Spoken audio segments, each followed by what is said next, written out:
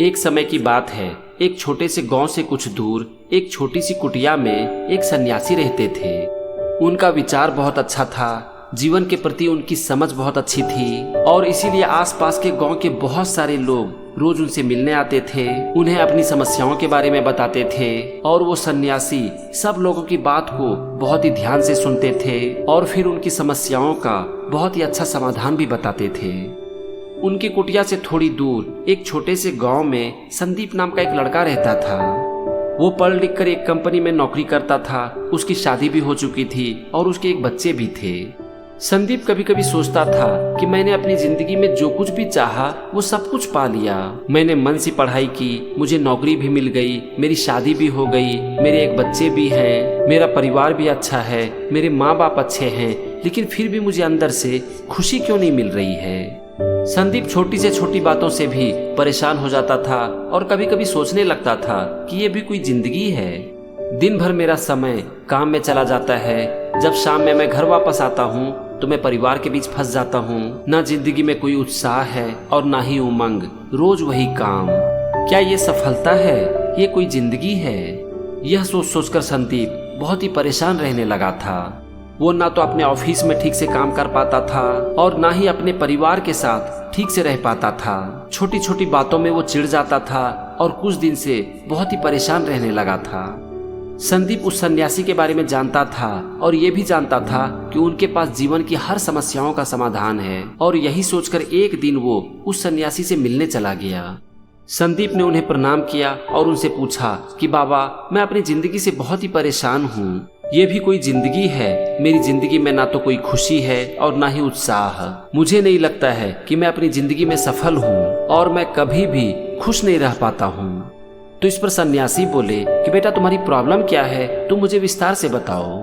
तो इस पर संदीप ने अपना सारा प्रॉब्लम उनको बता दिया और पूछा कि बाबा, मुझे बताइए कि मैं कैसे खुश रह सकता हूँ। तो इस पर सन्यासी बोले कि बेटा, मैं तुम्हें जरूर बताऊंगा कि तुम कैसे सफल हो सकते हो और तुम कैसे खुश रह सकते हो, लेकिन इसके पहले तुम एक छोटा सा काम करो। यहाँ से थोड़ी दूर पर एक छोटा सा बाजार है, तुम वहाँ पर जाओ, एक बड़ा सा कटहल खरीद लो, उसे अपने माथे पर रख लो, बिना उसे नीचे गिराए अपने गांव में कुछ देर तक घूम लो और फिर मेरे पास वापस आ जाओ। तो इस पर संदीप बोले कि बाबा, ये कैसा काम है और इससे मेरी खुशी का क्या संबंध है। तो सन्यासी बोले कि बेटा, मेरी बात का भरोसा करो और मैं जैसा बोलता हूँ तुम वैसा ही करो, फिर तुम्हें ये जरूर पता चल जाएगा कि तुम अपने जीवन में कैसे सफल हो सकते हो और कैसे हमेशा खुश रह सकते हो। अब संदीप ने ना चाहते हुए भी वही काम किया। वो बाजार गया, एक बड़ा सा कटहल खरीद लिया और उसे अपने माथे पर रखकर पूरी सावधानी से पूरा गांव घूमने लगा। जब वो अपने गांव में घूम रहा था तो गांव के बहुत से लोग उसे देखकर हंस रहे थे, कोई उसका मजाक उड़ा रहे थे, कोई तारीफ कर रहे थे, कुछ लोग तालियां भी बजा रहे थे। लेकिन संदीप का पूरा ध्यान इस बात पर था कि किसी तरह से कटहल नीचे ना गिरे, क्योंकि सन्यासी ने यही शर्त रखा था। संदीप पूरा गांव घूमने के बाद अंत में सन्यासी के पास पहुंच गया। वो बहुत ही खुश था। कटहल उसने नीचे नहीं गिराया था, कटहल उसने जैसा खरीदा था वो वैसा ही था और इसीलिए वो अपने काम से बहुत ही संतुष्ट था। वो सन्यासी से मिला और सोचने लगा कि बाबा मेरी तारीफ करेंगे, लेकिन सन्यासी ने जैसे ही संदीप के माथे पर कटहल देखा तो जोर जोर से हंसने लगे।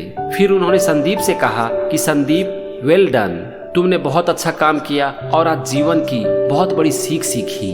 फिर उन्होंने संदीप से कहा कि संदीप, जब तुम इतने बड़े कटहल को अपने माथे के ऊपर लेकर घूम रहे थे तब तुम्हारे सामने बहुत सारी चुनौतियां आई होगी। ठीक इसी तरह से हर इंसान का जीवन चुनौतियों से भरा होता है। समस्याएं कभी भी किसी भी इंसान की जिंदगी में बताकर नहीं आती, लेकिन अगर तुम जिंदगी की समस्याओं का सामना लाइट हार्ट और सेंस ऑफ ह्यूमर के साथ करते हो तो फिर जीवन की परिस्थितियां चाहे जैसी भी हो लेकिन तुम हमेशा खुश रहोगे।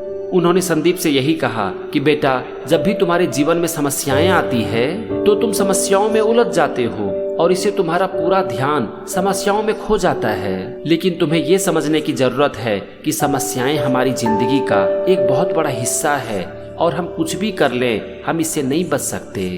इसीलिए तुम्हारे सामने सिर्फ एक विकल्प है कि तुम खुशी खुशी जीवन की हर समस्याओं का सामना करो और अगर तुम ऐसा कर पाते हो तो तुम हमेशा खुश रहोगे।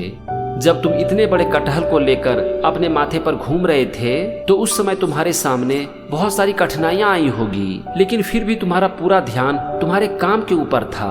बस अपने जीवन में भी यही चीज अपना लो कि जब भी तुम्हारे सामने कोई कठिनाइयां आए तो उस समय अपना पूरा का पूरा ध्यान अपने काम के ऊपर रखो और समस्याओं को खुशी के साथ फेस करो। फिर देखो, तुम जीवन में कभी भी दुखी नहीं होगे, तुम हमेशा खुश रहोगे और यही है सफलता का राज, खुशी का राज।